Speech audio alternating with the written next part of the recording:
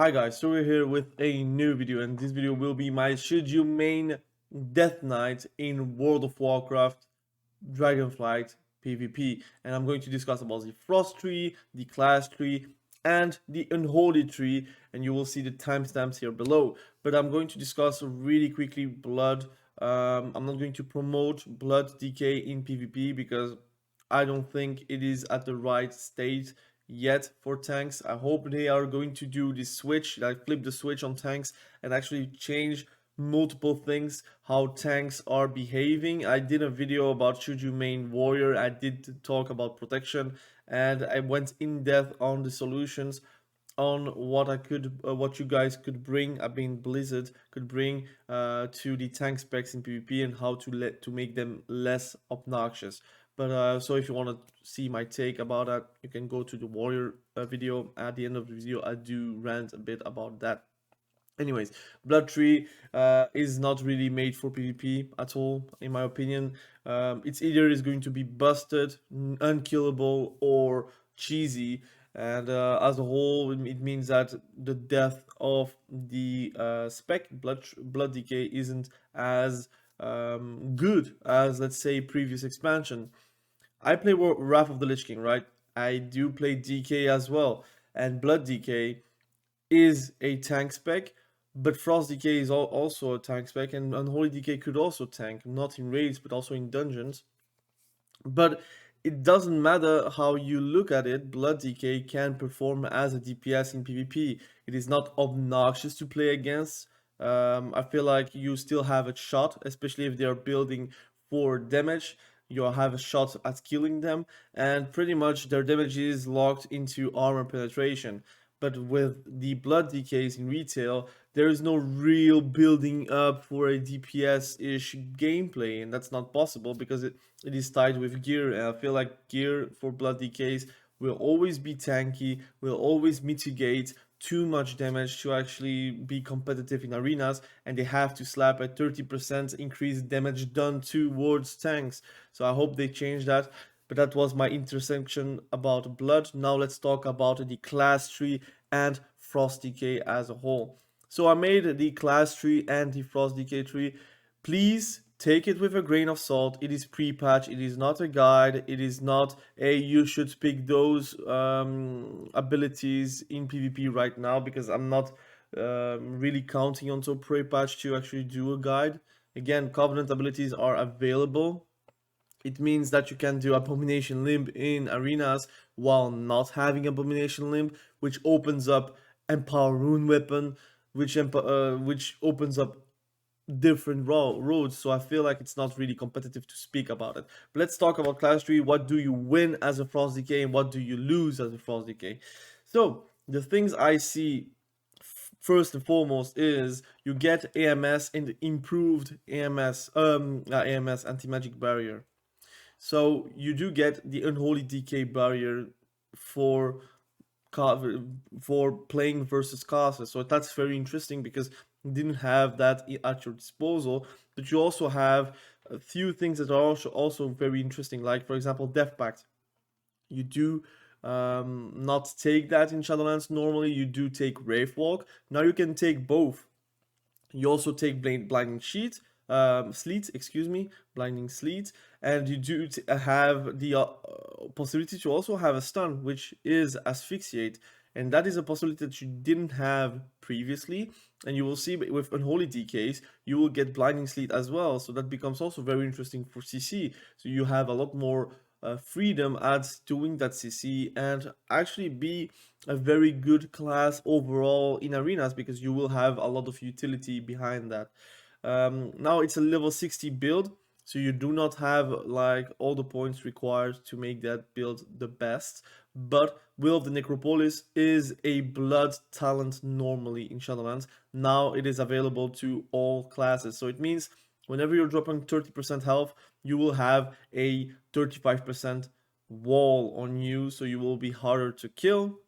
I feel like it's necessary versus physical damage users, but it's a bit of a shame versus magical users, because again, you have AMZ, you have AMS, you have Death Pact, you have your improved Death Strikes. Again, you can heal yourself very well and very potently. you have Iceborne Fortitude, you have also the CC, you have the interrupts. So I feel like magic users will have a tough time to actually kill DKs, but it is what it is. You also get Empower Rune Weapon as an Unholy DK, so that's very, very strong because you can actually improve your haste, which does more damage for dots, or even your pets are also affected by haste if I'm correct. And you do get an increase on melee attack speed, stacking up 3 times, and that's really nice as an Unholy DK to have that, because the more auto attacks you do, the more sudden doom procs you have. So that's something that's very interesting to have. What do you lose? I think you will have to sacrifice a few talents as a Frost DK.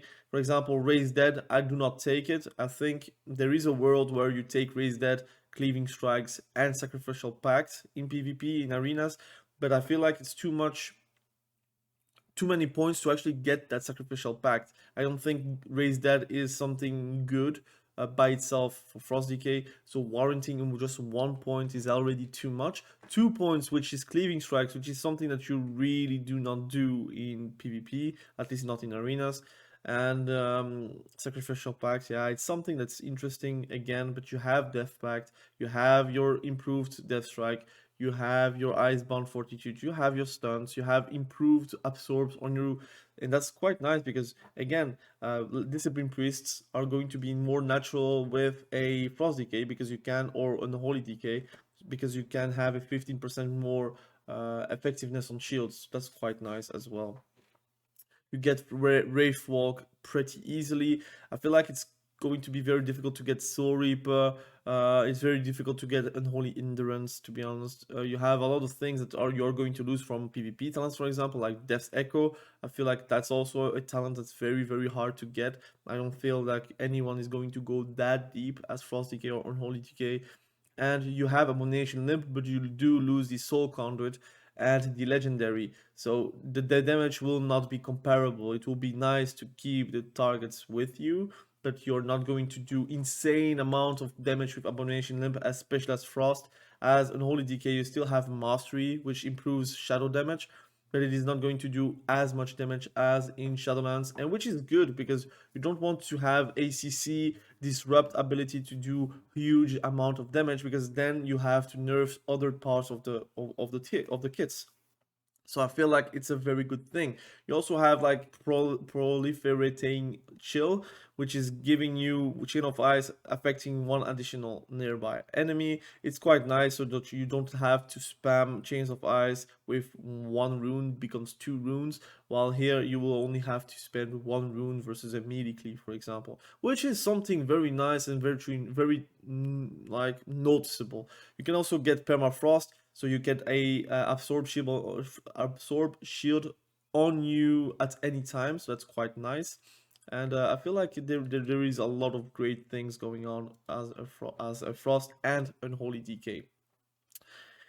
Alright, let's talk about Frost DK right away. And I might be super biased, but I do love the Frost DK tree. I feel like they finally understand that we do not only want to do damage with Obliterate, we want to do damage with Howling Blast, we want to do damage with finally Frost Strike.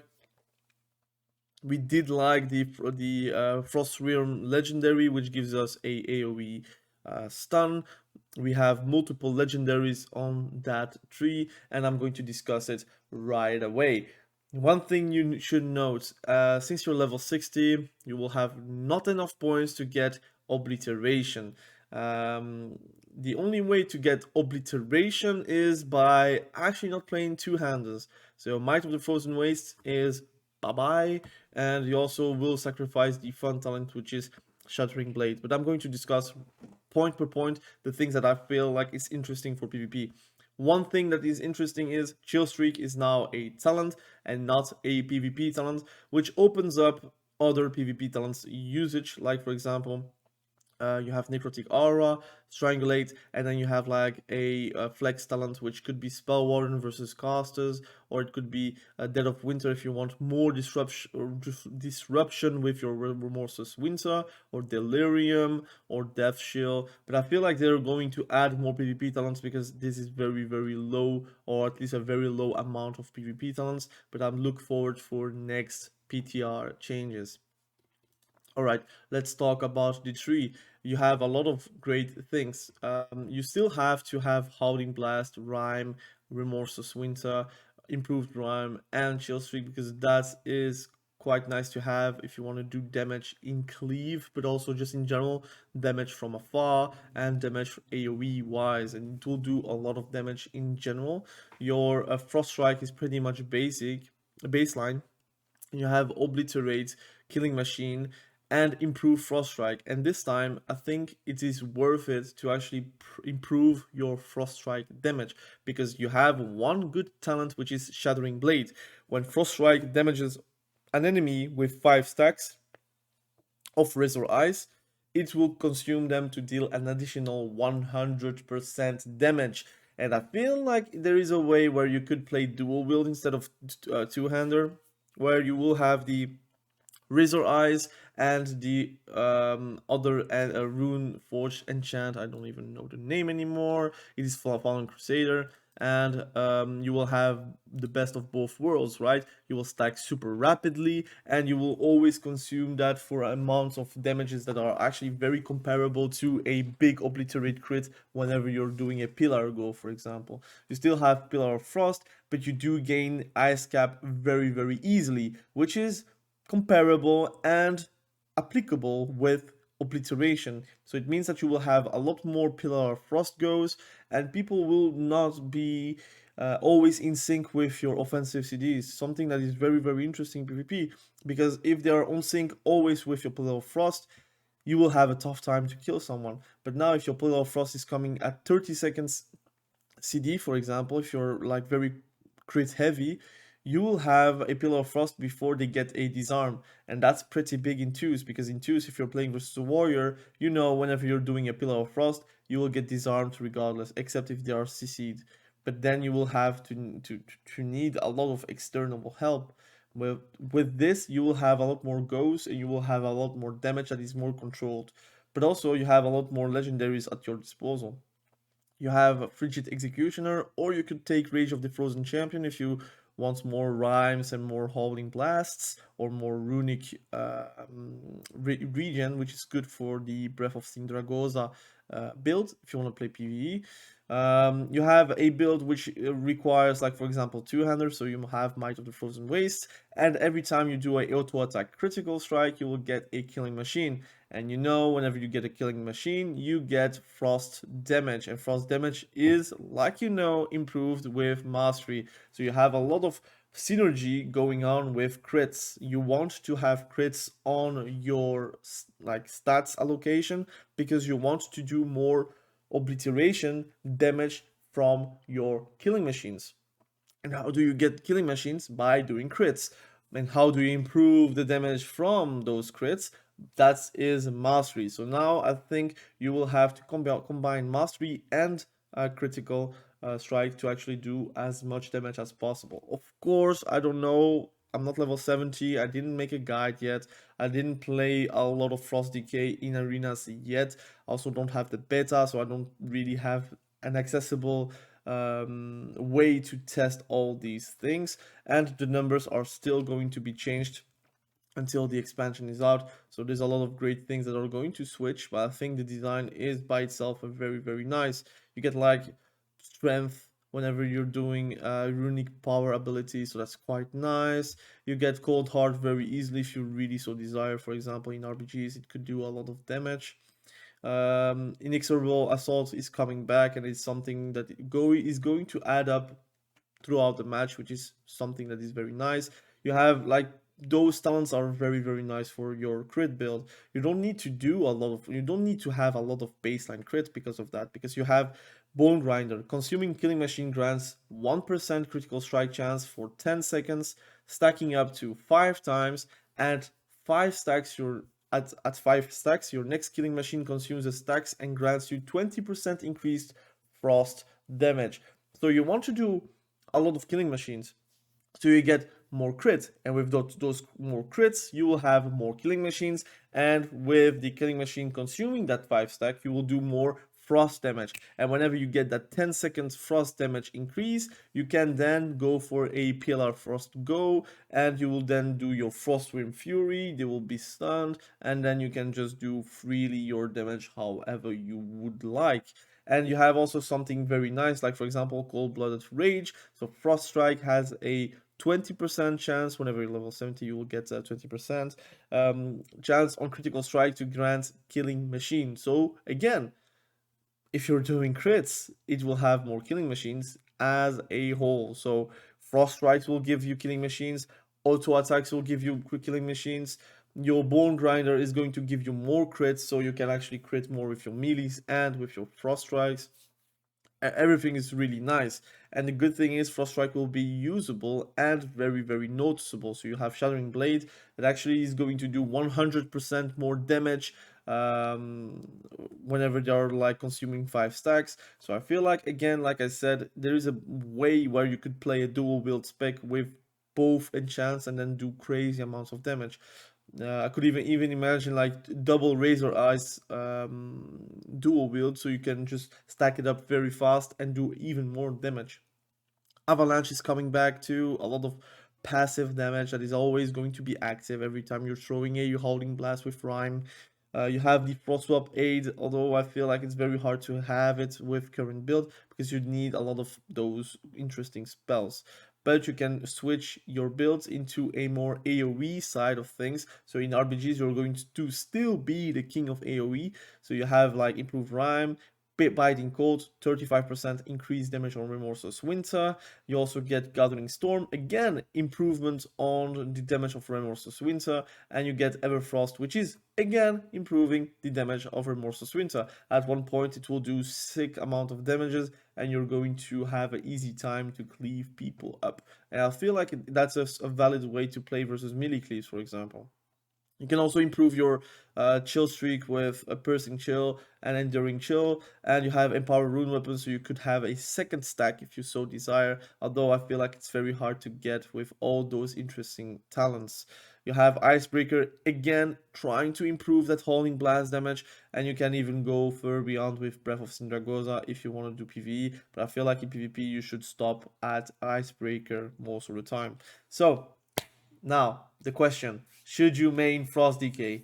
I must say, if you were a Frost DK main in Shadowlands, you need to main Frost DK. There is no option, guys. You will have to main Frost DK in Dragonflight because that's a straight improvement. I feel like people are going to watch the Frost DK and they are going to say, you were D tier the whole expansion. Not really, since Season 2. You were D tier at Season 2, to Season 3, and Season 4. I would even say pre-patch because you don't have all the talents. And now you are there being a S tier champ, and he DKs, like Frost DKs, is going to be crazy.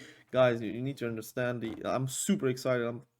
It will be one of my mains, man. Frost DK and Unholy DK, those two specs are really juicy. The only thing I will see is that if you want to build some crits in your gear, it will be difficult to go Unholy because Unholy will have, or at least need, the haste and the mastery builds. So we will see, but it will be very fun to play around. Again, I feel like every talent has a place in the meta. There is a lot of AoE talents and like PvE talents, but you could really do a lot of great stuff with this talent tree. Okay, so now let's talk about Unholy DK.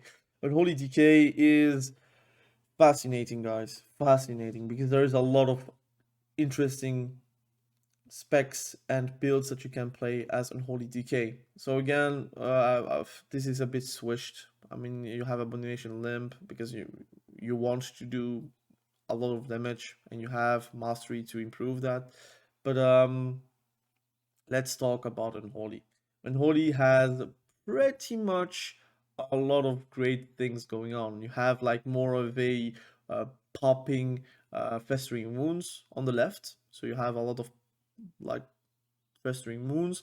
On the right side, you have pets and death coil. So it's a bit like mixed into it. So if you want to do a death coil build, you will for sure have some pet like improvements and vice versa. You have like a apocalypse army of the dead build that you can do in the middle. So you have apocalypse. You have, of course, the magus of the dead or ruptured viscera. So whenever it expires, like the ghouls, like so if you have 4 ghouls, it expires, it will do AoE damage, which is not so big, but it is chip damage, and chip damage is sometimes very interesting to have in arenas. And you have then Army of the Dead, which is not usable in arena except if they make it usable, but I don't think so. And then you have something very interesting like Army of the Damned. Apocalypse cooldown is reduced by 45 seconds, and Death Goals reduce the cooldown on Army of the Dead. That is more or less not super interesting, but the 45-second CD reduced is interesting because you then don't need to play around Necromancer Bargain, which is something that is very interesting because then it will open up another PvP talent, and PvP talents in as Unholy DKs are very competitive with each other. You have also the legendaries coming back, like for example Ghoulish Frenzy, which is improving your damage and your attack speed, and the pets also. You have Death Rot, which is something you could see as interesting in PvE. I don't think in PvP it will be super usable, it might be. And then you have Fester Might, which is something that was a very fan favorite talent. I think artifact effect in Legion, if I'm not mistaken, or it was in BFA, I don't even remember anymore. Unholy Assault, still something very interesting, but it's very hard to get to that if you want to do like interesting builds. You have a Gargoyle build, so Gargoyle is something that is going to do a lot of damage now in Dragonflight, because Unholy Aura will increase the damage from your minions, but also Commander of the Dead, which will have Dark Transformation actually usable on Gargoyle and Army of the Dead for 30 seconds, increasing the damage by 35%. So it will do a lot of damage, more than you would actually expect from a Unholy TK. So that's something that's very fun to play around. You also have Reaping, so you have some executioners talent that could be very interesting to have, something that you can actually use whenever you feel like you need that extra oomph to finish off targets. You have a death goal build, so you have improved death goal, making it more damage, but also do AoE damage, so maybe interesting in RPGs, for example. You have Call of Devastation, it causes the target to take an additional 30% of the direct damage dealt over 4 seconds. Again, Death Goal doing even more damage. You have also Rotten Touch, which is something very interesting. I would like to test it more once level 70. Causes your next Death Goal to also increase your Scorch Strike damage against the target by 50% for 6 seconds. So again, you have a lot of builds going on. You could do more of a Scorch Strike build with, for example, Plaguebringer that will improve your diseases. You have Super Strain now actually doing more dot damage, so you could do and live the fantasy that Unholy DK always was since Wrath of the Lich King, doing crazy amounts of dot damage with your Score Strike as well. And now you can also just implode them with Festering Wounds. So you have a lot of great things, a lot of great nuances that could be very interesting in PvP. And just as a whole, if you want to play more of about pets, you can play that. If you want to play more about like direct damage, you can play with a warrior TSG and make it work. Or if you want to play more of a dot build and make it work with a warlock, that could be also very fun. Or for example, you're playing with a hunter, like a zoo build with a BM hunter, you can play with a gargoyle, you can play with pets actually doing insane amounts of damage. Because remember, Army of the Dead is also working as intended for Apocalypse, because you summon an Army of the Dead ghoul, so those 4 ghouls are going to do 35% more damage. Again, everything is going to work with each other. I feel like Unholy DK as a whole has a fantastic tree from A to Z. I think there is nothing I see that I would like to change from Unholy DKs. I think Army of the Dead by itself is a kind of stupid talent for PvP. Maybe I would change the location and have Army of the Dead and Army of the Damned switched with each other, because you only have one way to get Army of the Damned down, is because actually taking Army of the Dead a dead talent to actually get through the interesting talents. It's a bit annoying, right? But I feel like there is also balancing behind that for PvP. So I feel like that's also very nice to have. So I think I've discussed enough about Unholy DKs, the tree. I'm more excited about Frost because I always liked Frost better than Unholy. I'm kind of a small-brained player. I prefer to do big damage instead of like rotting damage, because then I would prefer to play with my warlock. But the good thing is, Unholy DK does give me the opportunity to play a dot build or a pet build or even a big amounts of damage build, and that's actually also very fun to have. So should you main Unholy DK, I would say yes. It is, the design by itself is much better than in Shadowlands. I did play Shadowlands DKs, like for example Frost DK, the beginning of season 1, but also season 2, season 3. I did see the decline on that. I also played Unholy DK a lot because I did like Unholy DK. I just felt that they missed something, and I feel like this something is available with Dragonflight. So I think you should main DKs as a whole. It's a fantastic class. I feel like with my videos, I'm not going to help a lot of people because I'm saying that everyone should main every class basically, because I feel like I don't have really a class where I'm going to say that you should not main, right? But Frost DK and Holy DKs, they are very interesting because it's a straight improvement from Shadowlands. I would even say a straight improvement since Legion. I feel like this set of builds that you have for Frost DK and Unholy DK is going to be super fun to play. Now it's all up to the balancing changes and the balancing numbers of those talents. And hope they will keep all those talents close to each other to the good way, of course. And that's a will I would like to have for every class. So thank you for watching this video. I really appreciate you. Again, if I missed something, please let me know in the comment section below. I will for sure make guides in the future whenever I'm level 70 on Dragonflight. Just a few weeks ahead to actually prepare the classes I'm going to play, and I'm very excited for the future because Dragonflight is such a big expansion. I feel like Blizzard are going to go all in for that expansion, and it's very fun to come back to Azeroth and not uh, on a different planet or a different realm or different timeline, right? Prefer to be on Azeroth and make the times as simple as vanilla, for example. So thank you for watching this video. I really appreciate you. Again, be sure to like the video if you like the video. Comment below what you think about the video, and be sure to subscribe to the channel if you like PvP content, PvP guides, PvP videos as a whole on Wrath of the Lich King or Dragonflight. And yeah, my next video will be talking about paladins. I feel like it's going to be a bit of a negative video, so be sure to check out if you are interested about paladins. And yeah, thank you for watching. Have a great day and be sure to stay safe. See you next. Bye.